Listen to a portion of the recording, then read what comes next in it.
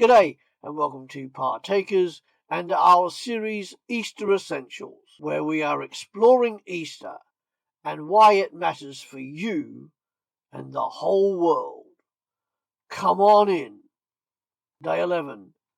Dealing with doubters. People still doubt despite the evidence. So how do we deal with the doubters? Let's say that Jesus didn't rise from the dead.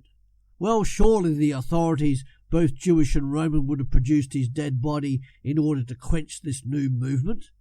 But they didn't, and the reason that they didn't is because they couldn't. There was no dead body, to produce.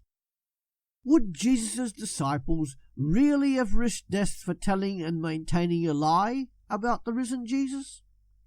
These disciples were beaten, confused, defeated, and dispersed men. Or they were, until they saw Jesus truly did rise from the dead, just as he had promised. And after seeing him, they were a transformed and victorious people. I've had people say to me that somebody, even the disciples, stole the body. That was it. They stole the body. Hardly likely. And if that had occurred, for what reason?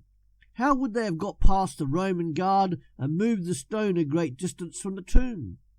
This very reason is what the Jewish authorities tried to perpetuate by way of a bribe in Matthew chapter 28, verse 11 to 15.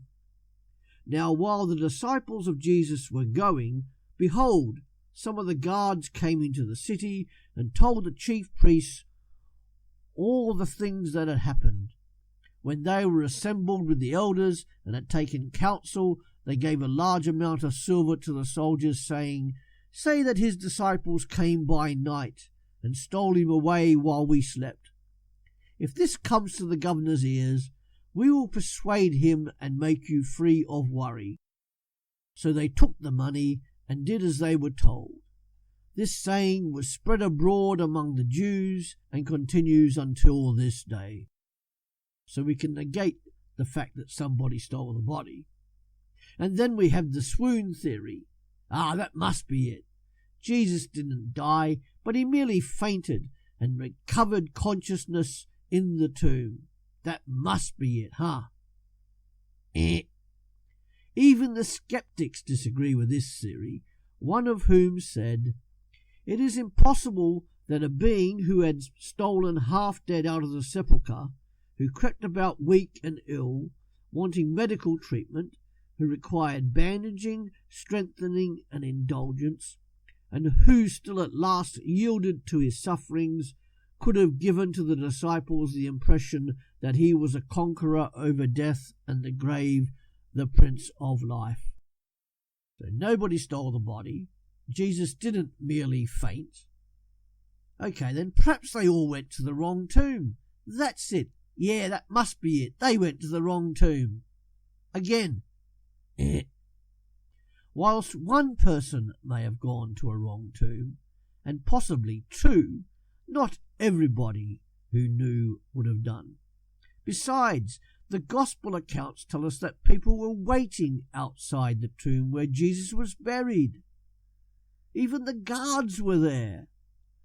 And surely Joseph of Arimathea would know which tomb Jesus was buried in, seeing as Joseph owned it. So somebody stole the body? Gone. He fainted? No. They went to the wrong tomb. Wrong. Okay then, Jesus didn't die on the cross, but somebody was substituted for him. That is what Islam believes. However, this is certainly untenable given the rigidity and strict record-keeping of Roman rule, and with the eyes of the Jewish hierarchy watching upon. This conjecture, this lie, is a lie of Satan, because he knows the significance of Jesus having risen physically from the dead, because that means he is defeated. Thanks for viewing this video. You can also purchase our book Easter Essentials in paperback or Kindle from Amazon. See you later.